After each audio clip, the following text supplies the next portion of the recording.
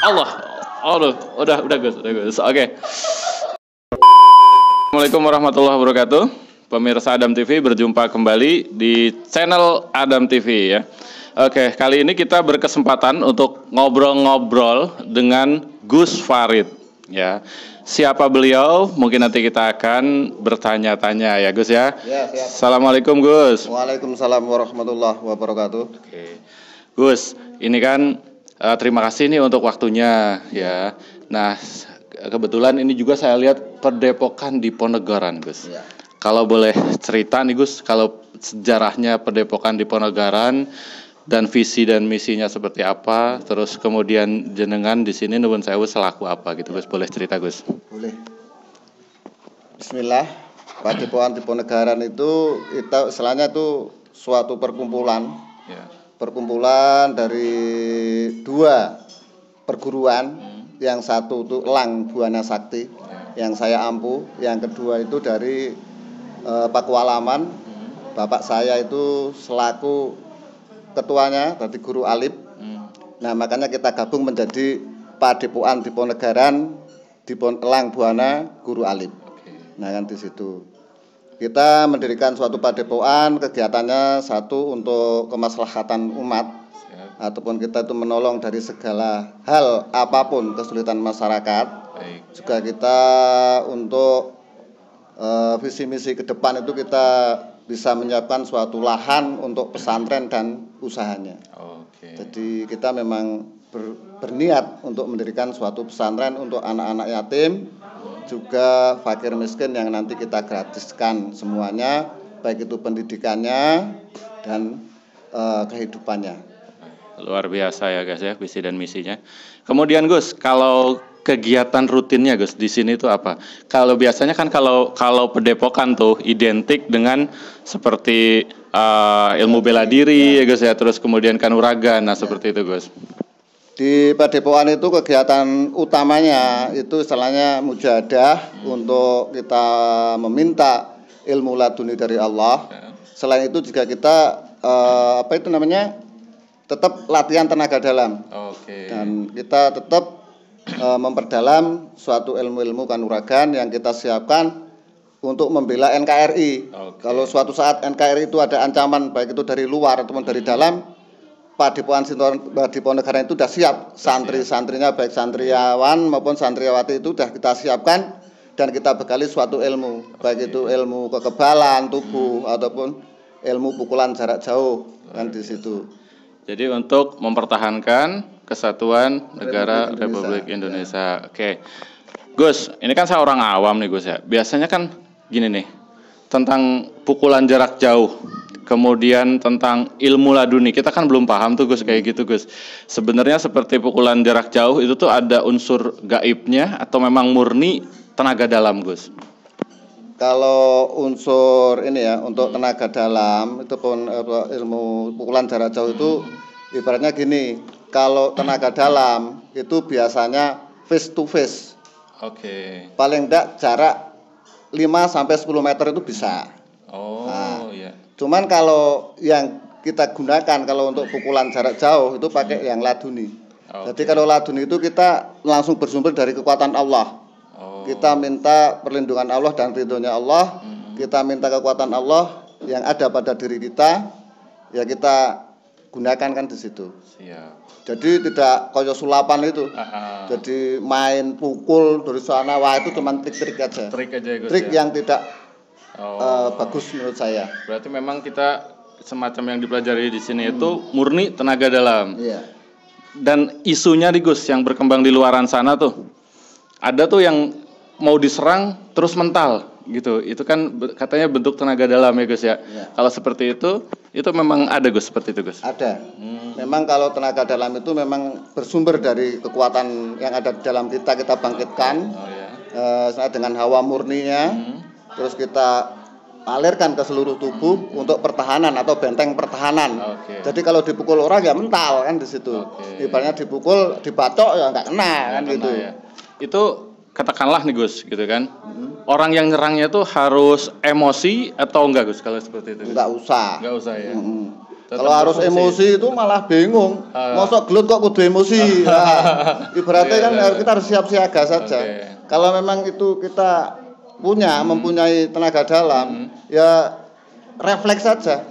Kita refleks, pasti kita bisa menggunakannya. Oke. Pemirsa, itu ya sekilas tentang ulasan mengenai ilmu laduni dan tenaga dalam. Oke, saksikan terus, ikuti terus setelah pesan-pesan berikut ini. Oke, pemirsa, balik lagi nih di obrolan kita dengan Gus Farid. Gak apa-apa Gus, sambil ngerokok aja Gus, kita santai Gus, kita obrol santai nih. Kita kebetulan kita perokok ya kan. Oke Gus, ini ahli hisab. Oke Gus, ini saya lihat nih Gus Farid pakai apa semacam sorban atau apa Gus nih? Sebutannya apa Gus? Ini sebenarnya sorban. Ya, sorban itu tempat tangguh ibadah tuh. Cuman sebenarnya kita untuk pepaes. Nah, di sini karena ada simbolnya, baik itu dari DRN Dirajah Nusantara, Kerajaan Yogyakarta, Kerajaan Solo, juga dari Gus, boleh Gus dilepas dulu Gus. Boleh. Kita tunjukin Gus, kelihatan nggak ya kira-kira ya? Iya. Logonya ya. Nih pemirsa nih ada berapa? 1, 2, 3, 4. Ini apa nih Gus sebutannya Gus? Ini seperti apa ya namanya?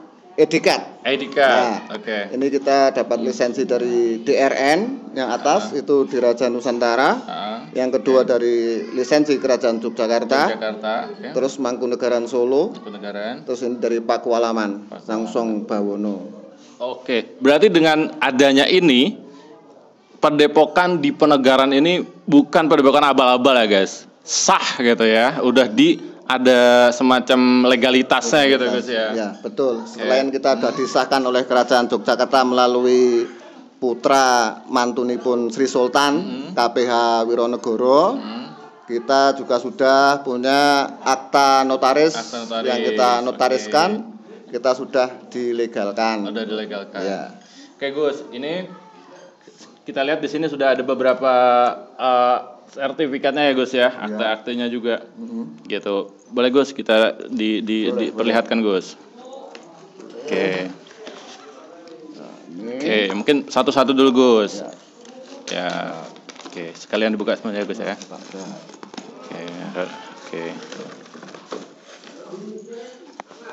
Oke guys, kita akan melihat ini bentuk legalitasnya ya guys ya.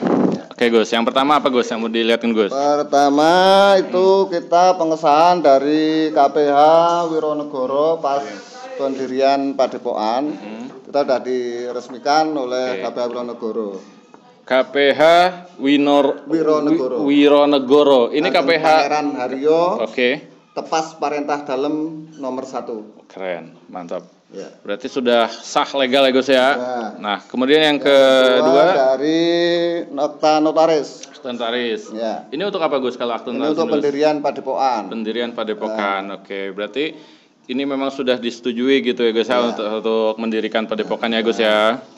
Kemudian ini buku Padepokan atau istilah pun untuk dokumentasi Padepokan, baik itu kepengurusan, struktur organisasinya lah Gus ya. Juga visi dan misi sudah kita terapkan. Jadi semuanya. Konsepnya itu jelas gitu ya Gus ya, enggak sembarangan ya Gus. Siap.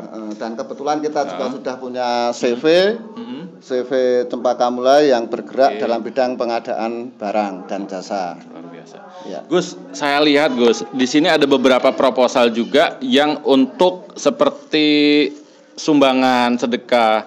Jadi Padepokan ini juga sering mengadakan seperti itu Gus ya, semacam sedekah-sedekah gitu ya Gus ya. Selain kita itu memberi ruang untuk masyarakat, kita juga sudah belajar untuk mencantuni fakir miskin dan yatim piatu. Jadi sudah ada datanya, kita di sini data kita lengkap, jadi bisa dipertanggungjawabkan keuangannya ibaratnya itu. Kalau ini untuk event-event, event-event kita ritual, event-event proposal ya Gus ya. Nah, seperti ini. Nah kita sering mengadakan ritual-ritual untuk semuanya, baik itu leluhur untuk bangsa dan negara. Mantap. Oke guys, dengan adanya seperti ini, proposal seperti ini, jadi ketika Padepokan Diponegaraan yang dipimpin oleh Gus Farid ini, ketika akan mengadakan suatu acara itu nggak main-main guys. Jadi tetap harus ada semacam proposalnya yang nanti ditandatangani oleh pemerintah setempat, pemerintah desa setempat, gitu guys ya. Oke, saksikan terus, jangan kemana-mana, kita akan lanjut setelah jeda iklan berikut.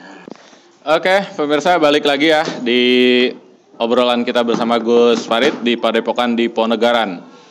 Nih pemirsa, saya udah megang apa nih Gus? Tongkat pusaka ya. Jadi tombak juga. Terus di sini kita juga ada beberapa keris. Nah, kita akan nanti jelaskan fungsinya dan pamornya dari masing-masing pusaka ini ya Gus ya. Siap. Monggo Gus Farid. Ya.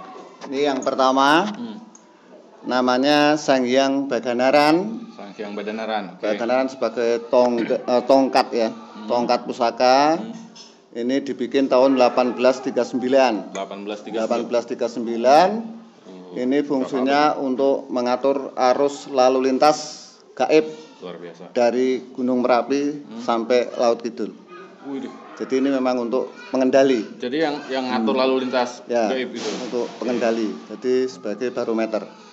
Gus, ini di atasnya apa sih Gus? Ini kepala naga ya. Kepala naga. Ini di atasnya ada kepala naganya. Nah, ini udah dari bikinan dulu. Memang ini warisan leluhur. Tuh, keren ya. Ya. Yang terus ini dari kayu apa Gus? Ini dari kayu bertuah. Kelihatannya ya sekitar kayu apa ya? Kabua. Enggak habis dimakan zaman nih guys. Kalau dari berapa tahun tadi? 1839. 1839 udah berapa abad tuh ya? Udah lama. Ini enggak lapuk juga ini ya. Keren nih. Karena mungkin memang ada unsur gaibnya juga ya, Gus. Ada. Gitu ya? Memang ini mengandung banyak unsur. Kalau diserang orang nih tinggal tancapkan aja udah. Udah keren. Boleh nih Gus. Boleh. Oke. Oke, terus kemudian yang kedua apa Gus? Nah, ini tombak. Ini namanya tombak Sapu Jagat. Tombak Sapu Jagat. Ya, ini dari Kerajaan Kutai Kartanegara. Itu yang berada di Padepokan Diponegaraan.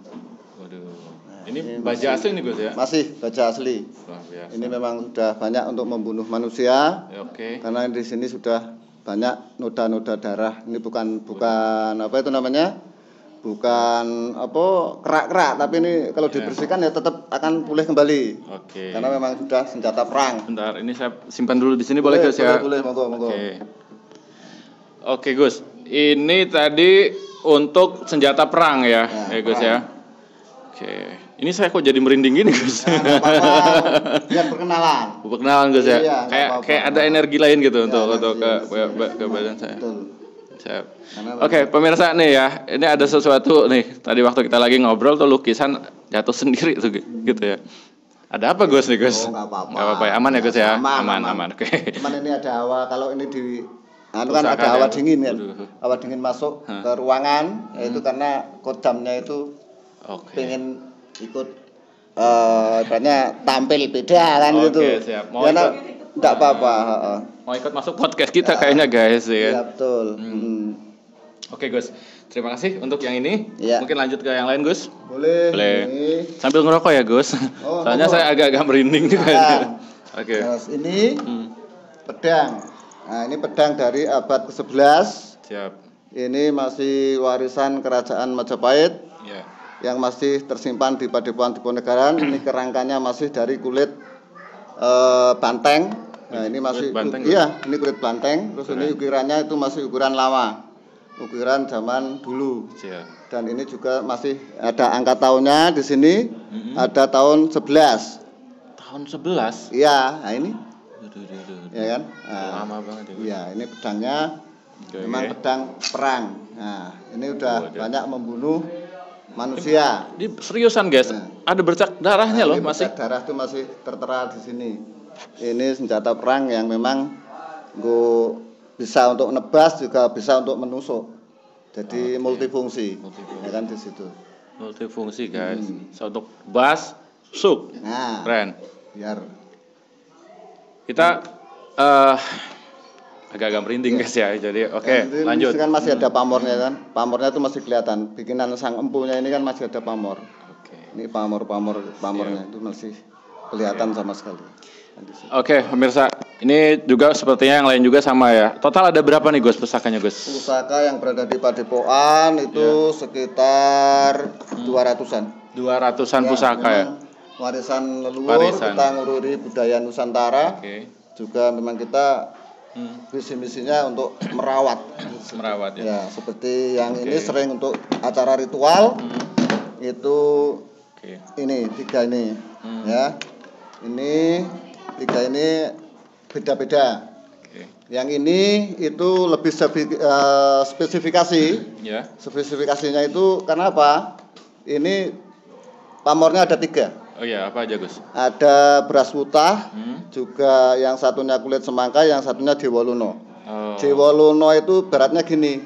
Gus mungkin boleh jelaskan satu-satu tuh yang dari ketiga itu. Yang pertama tadi apa Gus? Yang ini pamornya. Iya.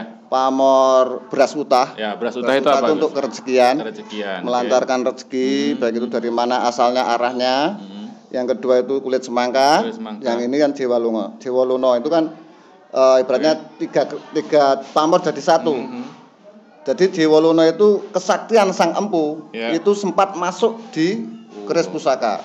Jadi ini seperti kayak keris, ibaratnya kayak keris empu gandring. Ya. Karena ini memang ada satu ciri khas khusus. Itu satu lubang kecil yang orang tidak mesti tahu di mana letaknya. Kan di situ. Siap. Ini jadi bisa untuk wibawa juga ya Gus? Ya, ini bisa. Nah, yang ini kalau keris Ken Arok ada nggak Gus? Ya, ini seperti keris Ken Arok. Seperti ini ya Gus? Ya. Oke, siap. Nah, terus yang bentar tak foto ini dulu. Siap. Nah, biar enggak. Oke. Nah, ini itu namanya keris ini beda sendiri nih Gus, ya. Ini lo ini namanya Kiai Singkir ya. Singkir itu untuk menyingkirkan semua bencana, baik itu bencana kebakaran, bencana tanah longsor ataupun angin ribut, terus bencana dari manusia dan bencana yang tidak kelihatan dari unsur non manusia ataupun dari gaib. Itu karena di sini ada seperti apa itu namanya pusar bumi ya. Nah di sini ada pamor pusar buminya, itu namanya Kiai Singkir. Kan ada angin datang kan? Iya. Ya udah, ya itu berarti datang. Nah, ini kan datang nih. Gus, ini kan ya, tadi sudah dijelaskan ya Gus ya. Iya. Itu tadi Gus Farid juga sudah menyebutkan bahwa dapat pusaka-pusaka ini dari warisan ya Gus ya. Kalau yang murni datang sendiri gitu ada nggak Gus? Ada. Ada ya? Ada. Jadi yang murni datang sendiri itu banyak juga yang memang datang dari alam. Seperti ini.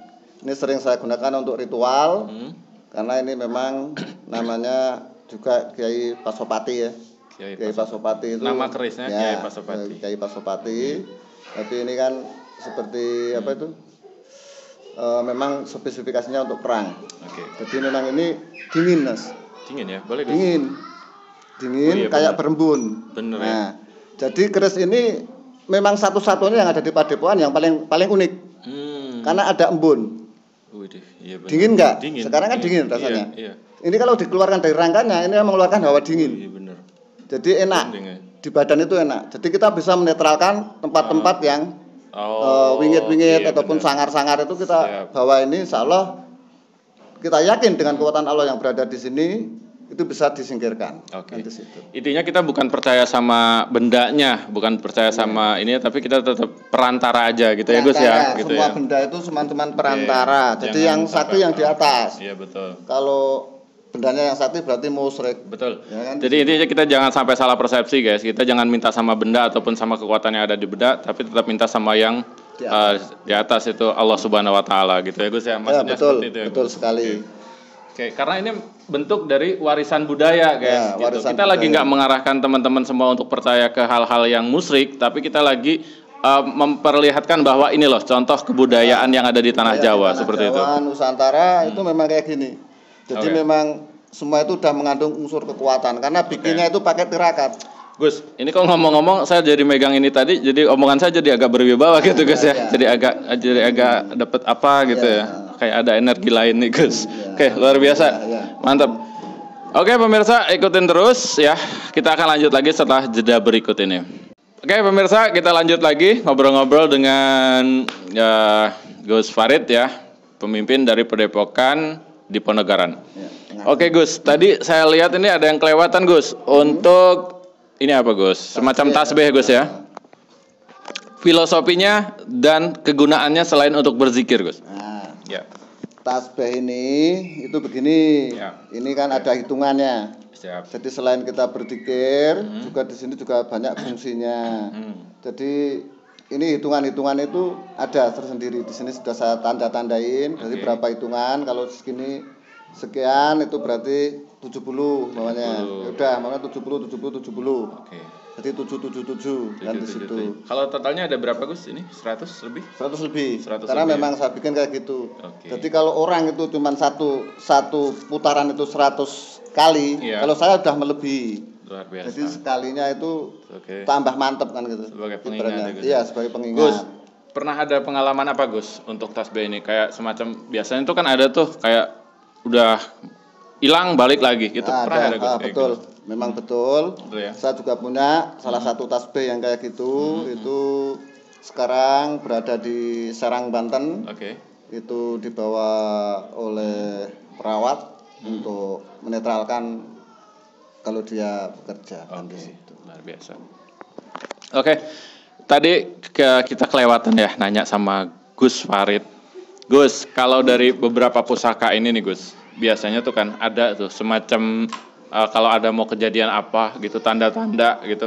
Biasa suka ngasih tanda-tanda gak Gus? Betul. Kalau pusaka ini Gus. Seperti yang saya bilang tadi, tongkat Maganaran itu sebagai pengatur arus lalu lintas Merapi dan Laut Selatan. Waktu kejadian 2010, pas kita mujahadah di sini, mujahadah akbar untuk ruatan, ibaratnya itu ruat Sengkolo. Itu ada suara Mbah Marijan meninggal. Nah, kebetulan waktu itu ada dari Sleman, perwakilan dari Sleman, dari Yogyakarta juga datang.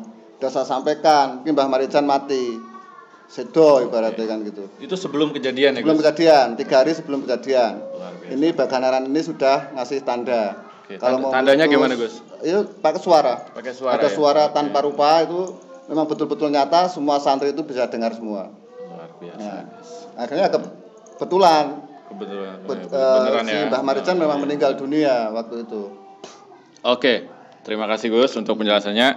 Sekarang kita akan mengulik lebih dalam tentang ilmu laduni itu apa sih gitu ya. Saksikan terus setelah jeda iklan berikut ini. Oke pemirsa, kita lanjut lagi ngobrol-ngobrol dengan Gus Farid ya. Kita akan mengulik lebih dalam apa sih ilmu laduni itu, ya kan? Terus kemudian manfaatnya untuk apa dan kegunaannya untuk apa dan bersumber dari mana? Oke, Gus, silakan Gus. Ilmu laduni itu bersumber dari Yang Kuasa melalui doa ataupun wirid yang kita panjatkan kepada Allah Subhanahu wa taala. Jadi kegunaannya banyak sekali, multifungsi. Selain untuk pengobatan, untuk ketantraman kehidupan, untuk meminta rezeki, untuk tameng rumah, perusahaan dan yang lain-lain itu bisa.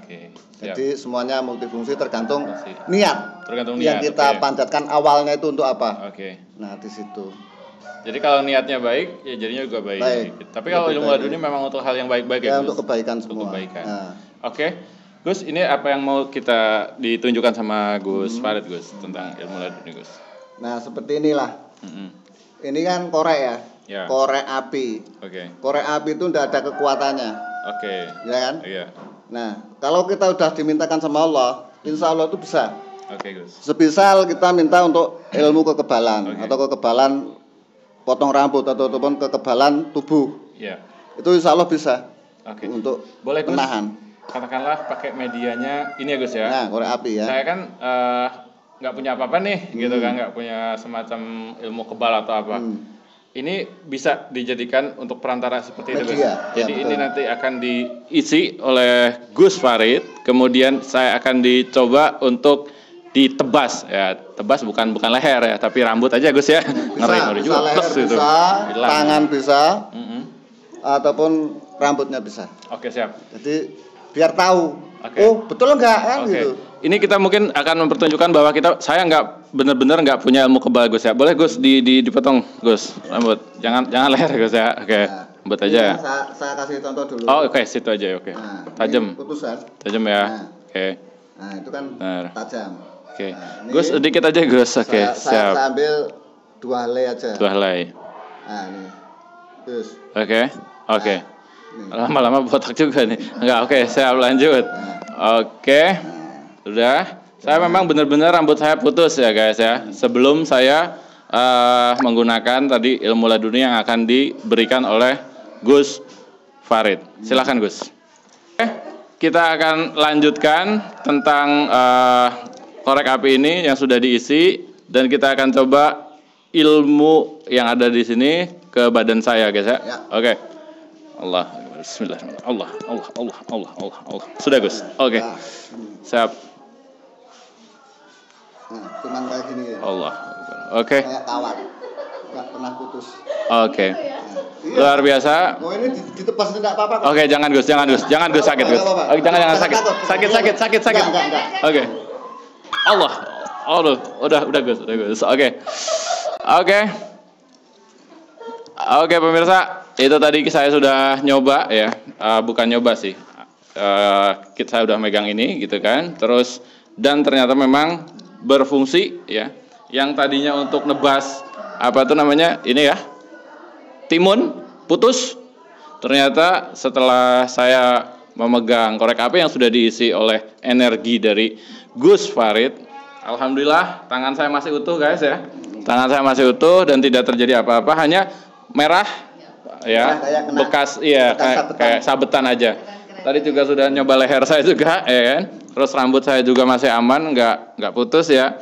Mungkin kalau tadi sempat shot gitu bablas ya gitu ya. Tapi alhamdulillah izin Allah saya masih hidup gitu ya dengan energi yang diisi dari Gus Farid. Oke. Tadi mungkin kalau teman-teman bisa lihat di sini ada beberapa yang hadir juga di sini. Tadi sempat ngeri juga guys saya lihatnya ya. Malah pada lari. Oke. Gus boleh dong Gus ini di netralin lagi Gus. Ini agak sakit nih. Tenang aja, masih ada kopi toh. Ini aja udah. Ayolah, halo kata billah. Nah, cuman kayak gitu. Enggak apa-apa, enggak lupa. Oke, pemirsa saya sampai keringetan ya. Agak ngeri-ngeri juga tapi karena saya penasaran dan saya ingin mencoba dan alhamdulillah bukan mencoba ilmunya ya guys ya, tapi saya penasaran gitu. Dan alhamdulillah saya masih hidup. Oke, Gus, kita akan lanjut setelah jeda iklan berikut ini. Oke, siap. Oke, pemirsa, kita lanjut lagi ya. Tadi kita sudah membuktikan tentang ilmu laduni, tentang kekebalan. Intinya seperti ini guys, yang akan saya sampaikan dengan Gus Farid. Apapun medianya itu, kita tetap bergantung ke Allah Subhanahu Wa Taala. Dan jangan jadikan benda ini sebagai semacam tempat berminta gitu ya, ataupun tempat berlindung gitu. Kita minta tetap sama Allah Subhanahu Wa Taala dan jangan pernah sombong guys. Betul. Karena kuncinya hidup adalah dari mulut sama dari tindakan kita. Ya Gus ya, betul ya Gus. Betul sekali. Betul seperti itu. Kita punya apapun itu tentang kesaktian ataupun kanuragan apa, kita jangan pernah bersombong diri guys. Oke? Ya, cuma disyukuri aja. Cuma disyukurin. Oke. Pemirsa, kita akan lanjut lagi. Mungkin nanti kita akan explore tentang benda-benda yang ada di sini. Kemudian ada juga semacam foto-foto di sini ya. Kita akan lihat. Saksikan terus. Jangan kemana-mana. Tetap ikutin channel Adam TV. Oke pemirsa, kita akan lanjut lagi. Kita akan explore apa aja yang ada di dalam padepokannya Gus Farid. Oke Gus, mungkin kita awal dulu nih pemirsa. Oke, boleh dilihat ini ada semacam 2 patung. Ini patung apa Gus kalau boleh dijelaskan Gus? Patung Gupolo. Gupolo. Nah, di sini sebagai fungsinya sebagai penjaga. Penjaga ya. Jadi penjaga untuk masuk untuk menetralkan efek negatif. Yang datang dari luar. Oke. Filosofinya apa Gus? Jadi filosofinya gini. Sebenarnya ini gambaran dari manusia. Oke. Jadi orang itu bukan seperti patung. Boleh. Ya kan? Ya. Jadi nek raditoannya tidak bertanya. Oke. Jadi harus sumeh sebenarnya. Harus berbaik sangka kepada seorang kan di situ. Jadi jangan cuman meneng jegideg kayak patung kan di situ. Oke, jadi intinya kita harus saling menyapa, jangan kayak patung diem aja gitu ya Gus ya. Betul, Oke, betul siap. sekali. Gus, di sini juga saya ada lihat leak ini ya. Ya, betul. Semacam leak. Terus ada 2 wayang. Gus, apa ini Gus? Di atas ini ada leak, juga ada Harjuna sama Krishna. Harjuna sama Krishna. Oke. Kalau ini apa Gus?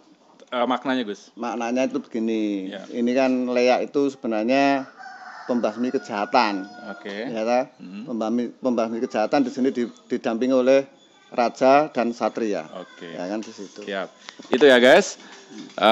Tentang apa makna dari patung dan yang leak di atas ini. Kita lanjut lagi di dalam. Yuk. Nah, di sini. Oke. Ini prasasti. Oke. Pendirian Padepokan yang disahkan ada prasastinya juga guys. KPH Wironegoro. Ya. Tanggal 29 April 2012. 12, ya. Betul. Oke, siap. Lanjut ke dalam, yuk. Nah, di sini ada Gajah Mada. Oke. Nah, di sini. Mas, boleh Pak? Ya. Ada Gajah Mada. Gajah Mada ya. Ya, kita sebagai kesatria tanah Jawa. Kita filosofi simbol tanah Jawa. Kan di situ. Oke, ini coba kelihatan nggak di kamera? Nah, ini Gajah Mada. Yang bisa mempersatukan tanah Jawa dan Nusantara itu kayak gini. Oke. Jadi dengan sumpahnya Sang Amurwa Palapa, sumpah Palapa. Kan di situ. Oke, kemudian di sini kita juga bisa lihat ada foto-foto ya dengan beberapa tokoh ya Gus. Mungkin dengan siapa aja Gus, boleh jelaskan Gus? Ini Pangeran Mangkubumi. Ya. Lalu ini dengan Kapolda Yogyakarta, ini di DPP Gerindra Pusat Rawamangun. Ini Romo saya almarhum dan sama Kapolda.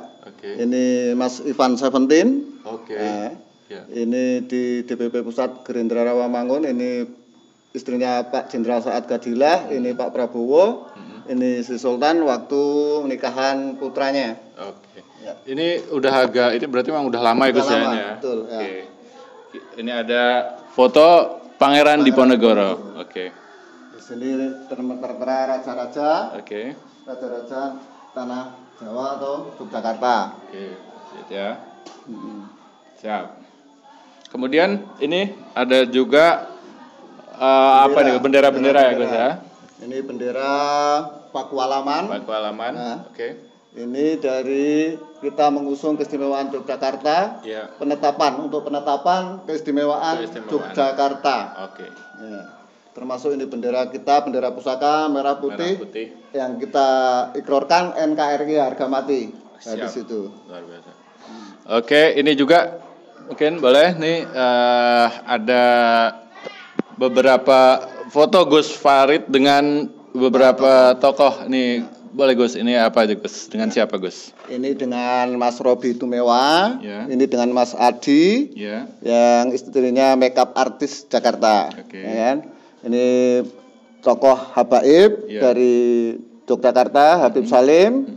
Terus ini dari Bapak Polisi, ini Jenderal Polisi juga dari rumahnya dari Minang. Ya. Nah, ini termasuk jenderal-jenderal di atas. Di situ. Oke Gus. Kemudian yang ini Gus? Nah, ini waktu kita ritual ini di makam eyang saya, Eyang Wanu Tejokusumo. Nah, ini di makam Agung Cikalang. Nah, ini waktu kita mau berangkat ritual penetapan keistimewaan Yogyakarta. Oke. Ini ada dari DPR RI Pusat Jakarta. Oke, sertifikat atau piagam Gus? Sertifikat ya. Oke. Kemudian ini pengucapan kita untuk umat Kristiani atau kita sebagai FPUB Pemersatu Umat Beragama, Forum Beragama. Kita mengikuti dari GKR Pembayun Putranipun Sultan sama KPH Wironegoro tahun 2013. Kita nyuwani para jamaah di Yogyakarta, baik itu di gereja-gereja, mengucapkan selamat Natal dan Tahun Baru. Jadi intinya menghargai antar umat beragama seperti itu. Ya, yuk lanjut lagi. ini berawal dari Merti Bumi Mataram yang dimulai dari Pakualaman, ya, dari Pakualaman ini, itu langsung ke Merapi di Girikerto, di sana ada namanya Sendang Panguripan Girikerto, terus kita langsung ke Sodo Palian di Ki Ageng Giring. Nah dari Ki Ageng Giring kita turun sampai ke Parangkusumo, ya di Parangkusumo, terus kita lari lagi ke Kalisewu atau Kalilanang, itu Sungai Progo, itu pertemuan laut selatan dengan Sungai Progo di Serandaan Bantul, terus ke Kraton Wurung, habis dari Kraton Wurung langsung masuk ke alun-alun lagi untuk menutup acara ritual. Ini dokumentasi dari acara ritual, dokumen. Boleh dilihat ya. Ini struktural padepokan, nah ini kepengurusan dan peresmiannya. Ya terakhir di sini ya. Ini kita mengagumi pada presiden kita, Insinyur Soekarno yang telah memerdekakan bangsa. Ya kan di sini saya pajang dan Bhinneka Tunggal Ika-nya ada juga sebagai figur ataupun tokoh nasional. Nah, di sini ada Dewi Kwan In, Dewi Pemberkatan ataupun Dewi Rezeki. Nah ini untuk pengobatan dan yang lain-lain itu ada kita kasih simbol Dewi Kwan Im atau Dewi Keberkahan. Ya. Siap. Oke pemirsa, itu tadi podcast kita dengan Gus Farid, pimpinan dari Padepokan Diponegoro yang beralamat di Sodongan RT 14 RW 5 Bumi Harjo, Borobudur, Magelang ya. Jadi tadi kita sudah bicara banyak, ngobrol banyak. Semoga apa yang kita obrolkan tadi bisa bermanfaat ya untuk teman-teman semua, dan itu kita bisa mengambil pelajaran dari apa yang kita obrolkan tadi gitu. Mungkin itu aja video kali ini, obrolan kita hari ini itu dengan Gus Farid. Wassalamualaikum warahmatullahi wabarakatuh. Terima kasih Gus. Terima kasih.